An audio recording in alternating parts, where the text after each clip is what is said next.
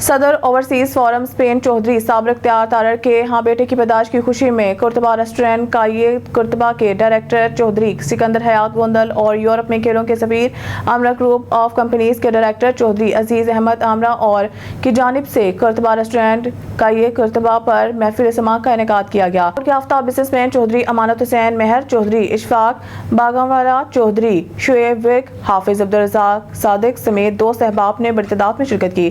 اس موقع پر تمام دوست احباب نے صابر اختیار تارڑ کو بیٹے کی پیدائش پر دلی مبارکباد پیش کی۔ قوالی نائٹ کے مہمان خصوصی کمیونٹی ویلفیئر کونسلر چودھری سالک محمود گوندل تھے۔